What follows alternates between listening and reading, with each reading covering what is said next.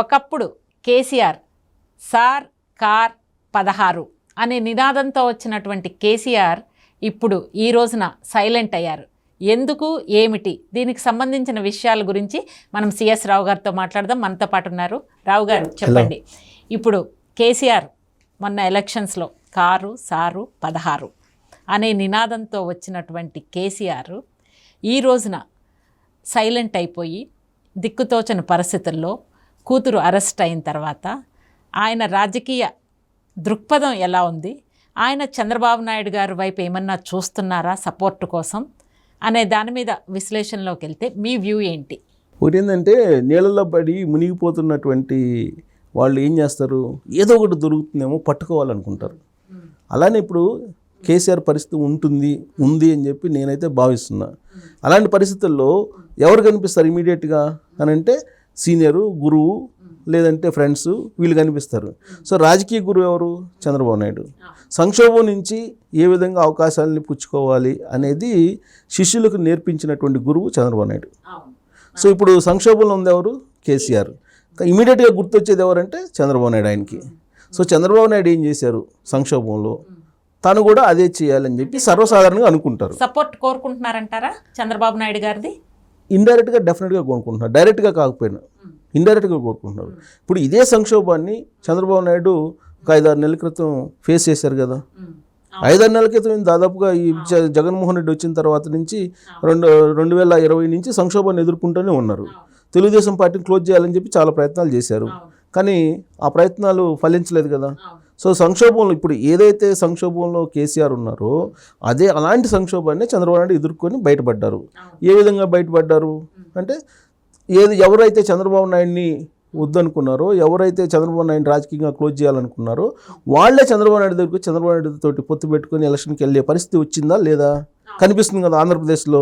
So ఇప్పుడు కేసీఆర్కి కూడా అలాంటి పరిస్థితి రావాలి అని అంటే చంద్రబాబు నాయుడిని ఫాలో కావాల్సిందే. అంటే ఇప్పుడు కేసీఆర్ గారు అధికారంలోకి వచ్చిన తర్వాత, మొట్టమొదటిసారి 2014లో అధికారంలోకి వచ్చిన తర్వాత తెలుగుదేశం పార్టీ నాయకుల్ని లాగేయడం, కాంగ్రెస్ పార్టీ నాయకుల్ని లాగేయడం, అంటే ఆల్మోస్ట్ అపోజిషన్ అనేది లేకుండా చేయాలి అనే ప్రాసెస్లో ఆయన అప్పట్లో సక్సెస్ అయ్యారు, నాయకుల్ని లాగేసి. ఈ రోజున టీఆర్ఎస్ పొలిటికల్ పార్టీ అదే ఫేస్ చేస్తుంది. దీన్ని ఏ విధంగా చూడాలంటారు?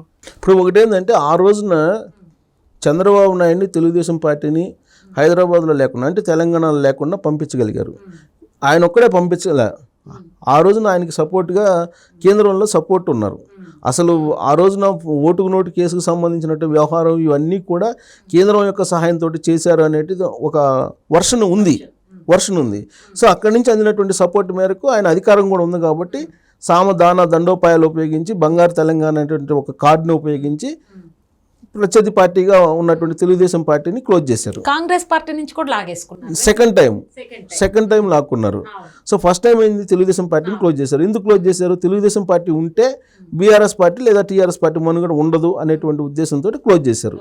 ఎందుకు? ఆ పార్టీలో ఉన్నట్టు లీడర్లు కానీ, క్యాడర్ కానీ, ఓటర్లు కానీ మొత్తం పూర్వపు తెలుగుదేశం పార్టీకి సంబంధించినటువంటి వాళ్ళే అనేది కేసీఆర్కి తెలుసు.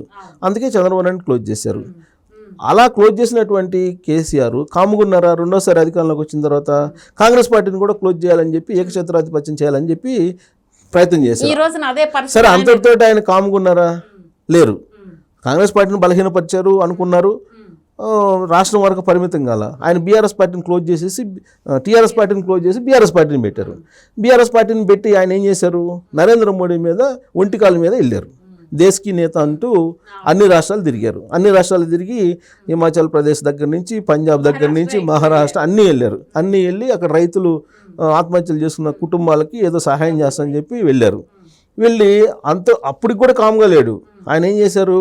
నా దగ్గర చాలా అమౌంట్ ఉంది, నేను ప్రత్యేక విమానం కొంటున్నాను, హెలికాప్టర్లు కొంటున్నాను, రాబోయేటువంటి రోజుల్లో దేశవ్యాప్తంగా ఉండేటువంటి బలమైనటువంటి ప్రాంతీయ పార్టీలకు నేను పెట్టుబడి పెడతాను, 150 ఎంపీ స్థానాల్లో నేను పోటీ చేసి నరేంద్ర మోడీ అనే అతన్ని నేను దించేసి, ఇతనికి అసలు దిమాక్ లేదు, ఇతను ఎందుకు పనికిరాడని చెప్పి రకరకాల ప్రచారాలు చేశాడు. సీన్ కట్ చేస్తే తెలంగాణ మోడల్ చెప్పి దేశకి నేత కావాలనుకుంటే ఇక్కడ తెలంగాణ మోడల్ చూసి అసహించుకున్నారు తెలంగాణ సమాజం. అవును. సో అక్కడి నుంచి డౌన్ ట్రెండ్ స్టార్ట్ అయింది ఆయనకి. డౌన్ ట్రెండ్ స్టార్ట్ అయిన తర్వాత ఏమైంది, అసలు ఆ పార్టీ ఉంటుందా ఉండదా ఇప్పుడు అనేది. ఎందుకంటే ఎమ్మెల్యేలేమో కాంగ్రెస్ పార్టీ వైపు వెళ్తున్నారు, ఎంపీలేమో బీజేపీ వైపు వెళ్ళిపోతున్నారు, అభ్యర్థులు కూడా దొరకని పరిస్థితి ఇవాళ ఆ పార్టీకి. ఇప్పుడు ఒక పాయింట్ రావు గారు, సంక్షోభం చంద్రబాబు నాయుడు గారికి కొత్త కాదు. ఆయన చాలా అప్ అండ్ డౌన్స్ చాలా చూశారు ఆయన పొలిటికల్ కెరియర్లో.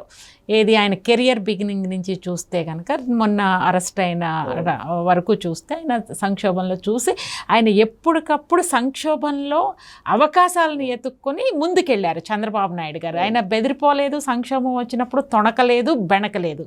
సంక్షోభాన్ని ఆపర్చునిటీగా తీసుకున్నటువంటి చంద్రబాబు నాయుడు గారు ఈ రోజున కేసీఆర్ ఈ పరిస్థితుల్లో ఉంటే ఈయన అడిగితే కనుక చంద్రబాబు నాయుడు గారు కేసీఆర్కి సపోర్ట్ చేస్తారా? ఒక మిత్రుడుగా అనుకోండి, ఒక సహచరుడుగా అనుకోండి, ఒక రాజకీయ గురువుగా అనుకోండి, ఈ రోజున అలాంటి అవకాశం ఉందంటారా చంద్రబాబు నాయుడు గారు కేసీఆర్కి సపోర్ట్ చేసే విధానం? చంద్రబాబు నాయుడు మనస్తత్వం తెలిసినటువంటి ఒక జర్నలిస్ట్గా ఎవరు పోయి నాకు ఈ ఇబ్బందుల్లో ఉంది అని చెప్పి ఎక్స్ప్లెయిన్ చేస్తే చూద్దామమ్మా చేద్దామమ్మా అంటారు, అవకాశం ఉంటే చేస్తారు కూడా. ఎందుకు చెబుతున్నానంటే ఈ మాట, ఆయనకి నష్టం చేసేలా ఒక మీడియా ఛానల్ యజమాని చేసినప్పుడు ఆ విషయాన్ని నాతో పంచుకున్నారు. ఎందుకంటే అప్పటి వరకు హెల్ప్ చేశాడు ఆ మీడియా ఛానల్ యజమానికి. అతనేమో ఆపోజిషన్ పార్టీకి ప్రచారం చేస్తున్నప్పుడు నేను ఆయనతోటి, సార్ మీరు హెల్ప్ చేశారు కానీ అవతల పార్టీకి అతను చేస్తున్నారు, మరి ఏంటి సార్ అని అంటే, పోలమ్మ మనం చేయగలిగింది చేసాము, అని తర్వాత వాళ్ళ ఇష్టం అని అన్నారు. అది ఆయన మెంటాలిటీ. సో ఇప్పుడు కేసీఆర్ ఆయనకి రాజకీయంగా నష్టం చేకూర్చిన ఇవాళ కేసీఆర్ వెళ్ళి చంద్రబాబు నాయుడు తోటి కనుక చెప్తే డెఫినెట్గా చంద్రబాబు నాయుడు తనకు చేతైనటువంటి సహాయం చేస్తారు, చేసే మనస్తత్వం. కానీ ఇవాళ కేసీఆర్ని ఆదుకునేటువంటి పరిస్థితి, అలాంటి వాతావరణం ఢిల్లీ నుంచి తెలంగాణ ఆంధ్రప్రదేశ్ వరకు ఎక్కడా లేదు, క్లోజ్ అయిపోయింది. ఎందుకని?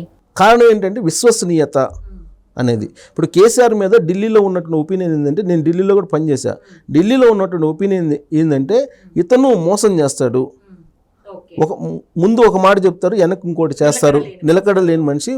ప్లస్ ఇంకోటి ఏంటంటే ఎవరు ఆదుకుంటారో వాళ్ళనే దెబ్బతీస్తాడు, విష కౌగిలి అనేటువంటి పేరు అతనికి ఉంది. అది మంచి చెడు నాకు తెలియదు, ఎందుకంటే ఢిల్లీ లీడర్లో వినిపించేది. దానికి కారణం ఏంటంటే తెలంగాణ ఇస్తే నేను కాంగ్రెస్ పార్టీలో విలీనం చేస్తాను, నేను టీఆర్ఎస్ పార్టీని అని చెప్పారు. ఆ విషయం విహెచ్ ప్రత్యక్ష సాక్షి.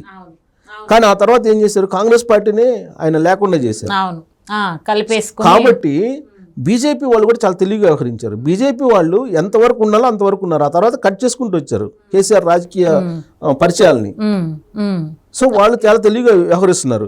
ఇలాంటి సిచ్యువేషన్లో ఎవరు నమ్మేటువంటి పరిస్థితి లేదు. ఈవెన్ చంద్రబాబు నాయుడు దగ్గరికి వెళ్ళినా ఇప్పుడున్నటువంటి సిచ్యువేషన్లో చంద్రబాబు నాయుడు హెల్ప్ చేద్దామన్నా అక్కడ ఢిల్లీలో ఎవరైనా వినాలి కదా, కరెక్ట్. సో వినేటువంటి పరిస్థితి లేదు. కాబట్టి ఇప్పుడు కేసీఆర్ కాముగా ఉన్నాడు అని అంటే, కవిత అరెస్ట్ అయిన తర్వాత కూడా మొత్తం ఏమీ లేదు, చీకటిగా కనిపిస్తుంది మొత్తం, ఎక్కడా కూడా ద్వారాలన్నీ క్లోజ్ అయిపోయినాయి. ఇలాంటి పరిస్థితుల్లో కేసీఆర్కి ఏం చేస్తారు, ఆల్రెడీ ఒక ప్రయత్నం చేశారు, సైలెంట్గా ఉన్నారు, ఆల్రెడీ ఒక ప్రయత్నం చేశారు. బీఆర్ఎస్ పార్టీ బీజేపీ పొత్తు పెట్టుకోవాలి అనేటువంటి ఒక ఆలోచన చేశారు, కానీ బీజేపీ వాళ్ళు ఒప్పుకోలేదు.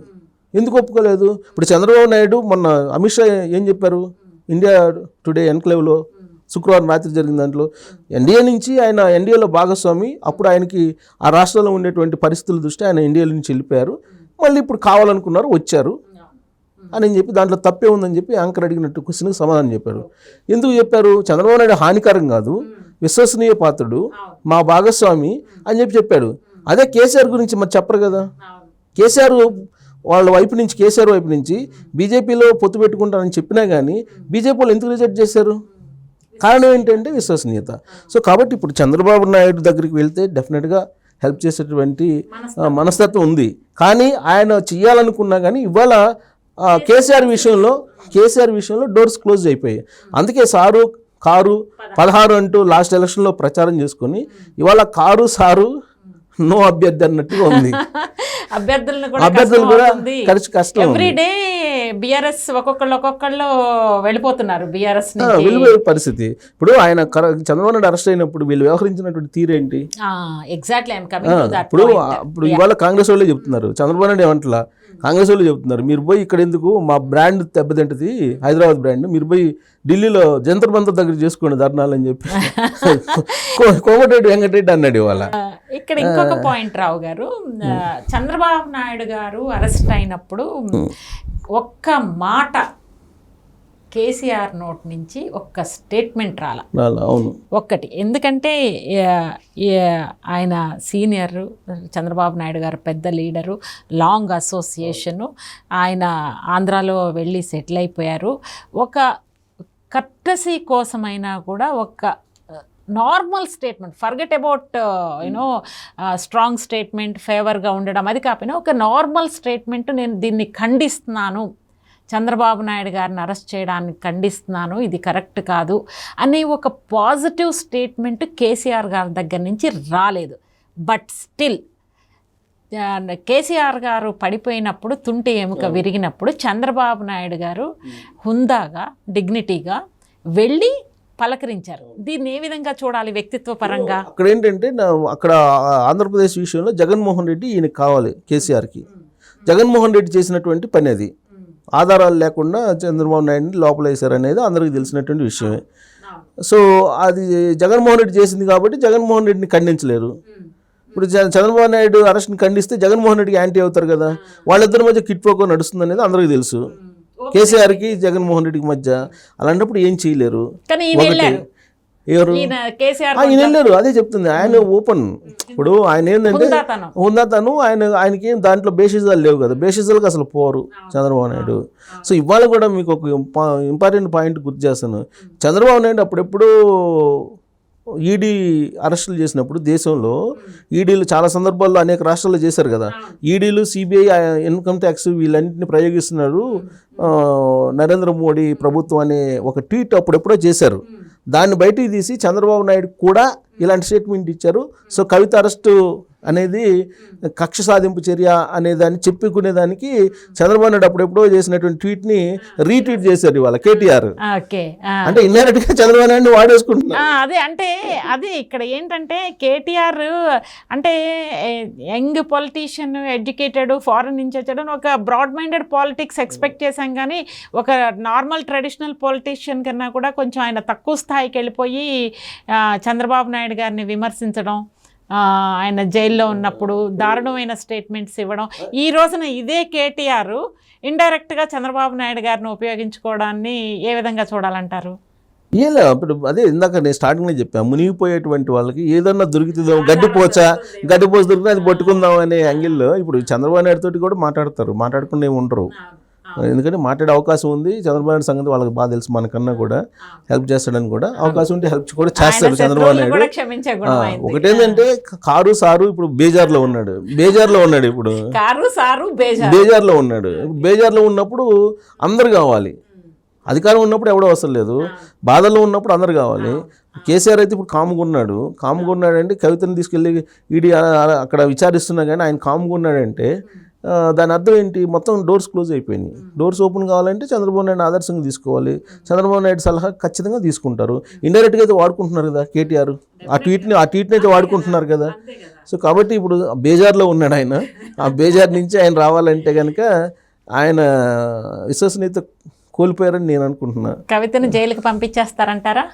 ఆల్రెడీ వెళ్ళిపోయింది, అరెస్ట్ చేశారు. అంటే 10 days తర్వాత మళ్ళీ కస్టడీకి అడుగుతాము అని అంటున్నారు. డెఫినెట్గా అది ప్రాసెస్ కదా, అది తీసుకెళ్లి జడ్జి ముందు పెడతారు, జడ్జి రిమాండ్కి ఇస్తారు, మళ్ళీ వాళ్ళు కస్టడీకి అడుగుతారు. ఇవన్నీ ప్రాసెసింగ్. నా ఈడీకి వెళ్ళిన తర్వాత మిగతా సంస్థలు వేరు, ఈడీ వేరు. అది ఇంకా ప్రాసెస్లో చట్టం తన పని దాన్ని చేసుకోబోతుంటుంది. నాకు తెలిసినంత వరకు చంద్రబాబు నాయుడు ఇన్వాల్వ్ అయినా కానీ డోర్స్ అయితే ఓపెన్ కావు అని చెప్పి నేను అనుకుంటున్నాను వ్యక్తిగతంగా.